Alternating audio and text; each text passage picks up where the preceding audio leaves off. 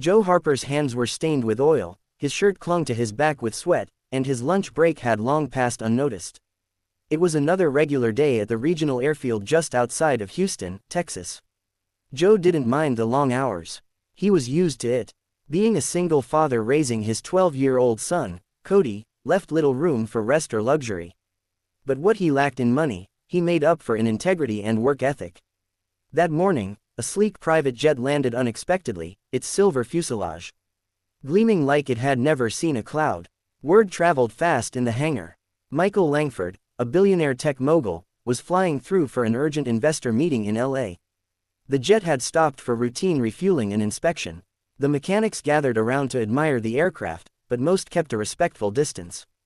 Joe, however, couldn't help but frown. As he passed the jet's nose, he paused, cocking his head. Something was off, a faint whirring sound, like a loose gear rubbing where it shouldn't. The others didn't notice it, but Joe's ears had been trained over 2 decades.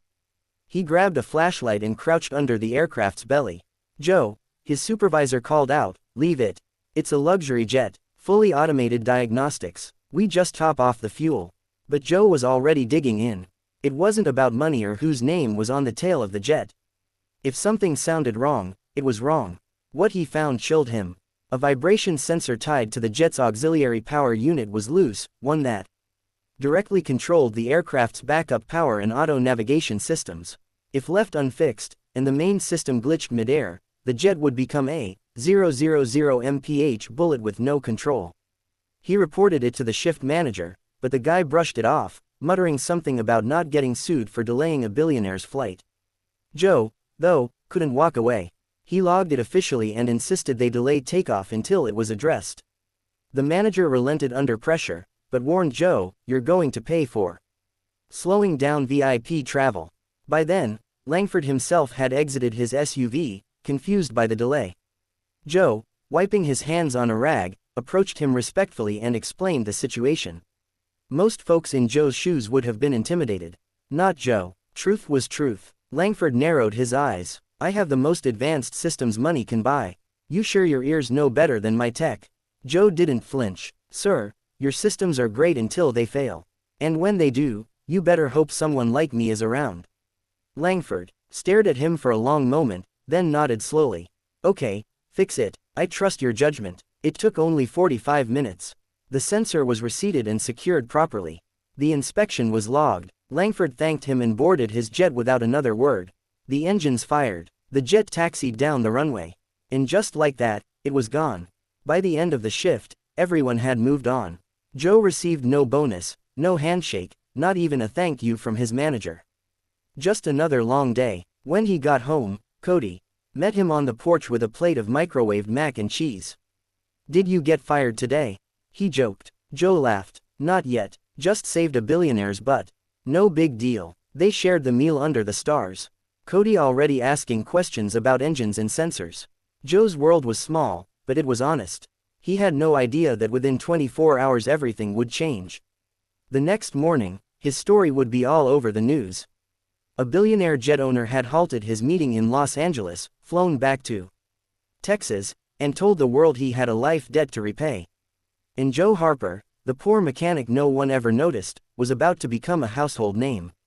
The morning news was buzzing with a story that caught Joe completely off guard. The billionaire Michael Langford had returned to Houston the night before, holding an impromptu press conference outside the very hangar where Joe worked. Langford stood at the podium, a confident man used to commanding attention, but his words were humble, even emotional. "I owe my life to a man you probably haven't heard of," Langford told the gathered reporters and cameras.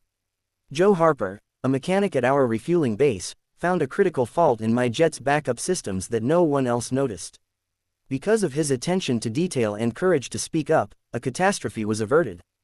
The cameras flashed and Joe, sitting at a greasy diner table with Cody, watched the live broadcast in disbelief. His phone buzzed nonstop. Texts and calls from friends, neighbors, even strangers congratulating him. The next day, Joe was summoned to the billionaire's office in downtown Houston. The building itself was a marvel of glass and steel, a far cry from the dusty hangar he called his workplace. Langford greeted Joe warmly. "I want to make sure you know how serious I am about this, not just words." Joe shifted uncomfortably. I'm just doing my job, sir. Langford smiled. Well, your job saved lives, and I want to offer you a chance to change yours.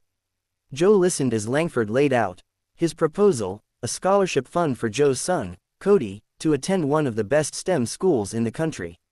Not only that, Langford offered to invest in upgrading the airfield's maintenance facilities, ensuring mechanics like Joe had the tools they needed. But there was more. I want you to lead a new training program, Langford said. To teach young people how important these small details are, to inspire them like you inspired me. Joe was stunned. He thought about the years he'd spent scraping by, working long hours just to keep the bills paid and give Cody a better future. Now everything was shifting, but it wasn't just about money or opportunity.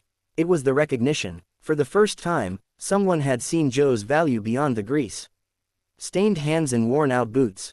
Over the following weeks, Joe began training local teens in the new program.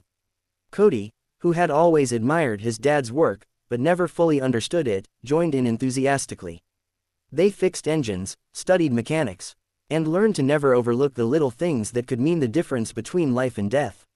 Langford's company also started hiring apprentices from Joe's program, creating real career paths for kids who might otherwise have fallen through the cracks.